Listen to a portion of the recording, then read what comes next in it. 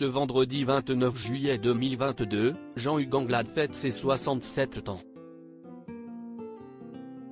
L'acteur papa de 2 enfants, Pierre-Louis et Émile, fruit de ses amours avec Mali Lecomte, est un homme comblé.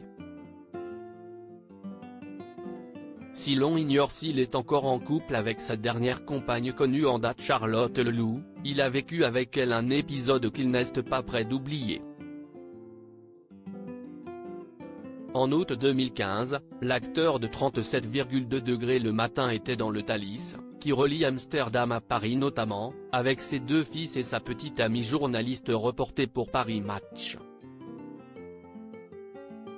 Ce jour-là, ils ont été confrontés à une tentative de prise d'otage. C'était le 21 août et il y a eu une tentative terroriste avortée par arme à feu qui s'est déroulée à bord du train Thalys NO 9364 reliant Amsterdam à Paris sur la ligne LGV Nord, alors que celui-ci se trouve aux alentours de la commune d'Oigny, pas de Calais. À bord, le comédien Jean-Hugues Anglade a eu très peur, accompagné de Charlotte Leloup, sa compagne, mais aussi ses 2 fils.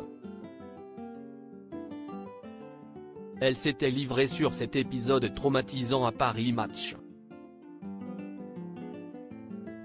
Je vois Jean-Hugues plaquer à ses enfants pour tenter de faire bouclier de son corps.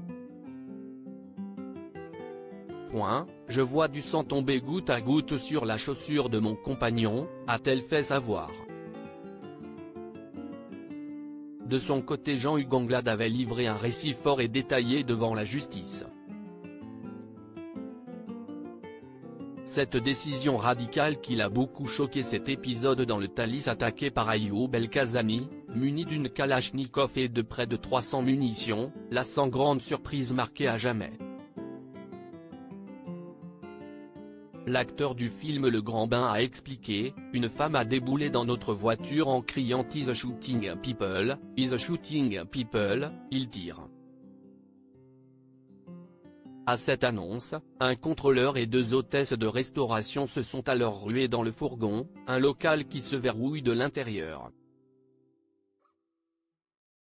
Et alors que des passagers ont tenté de suivre le mouvement, avec des enfants, cognant à la porte pour tenter de s'y réfugier.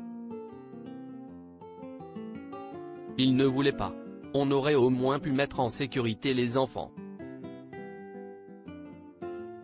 Ça m'a beaucoup choqué, a-t-il fait savoir.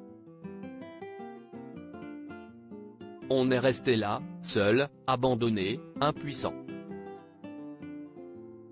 D'où mon mécontentement.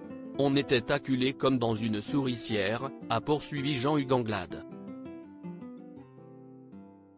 On pensait que c'était le carnage.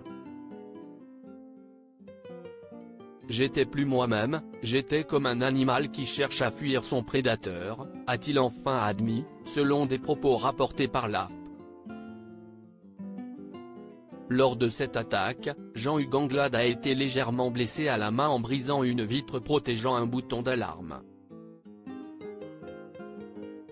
Il a après pu rencontrer à l'hôpital Spencer Stone, le soldat de l'armée de l'air américaine qui a évité un probable massacre dans le train et se jetant sur le tireur.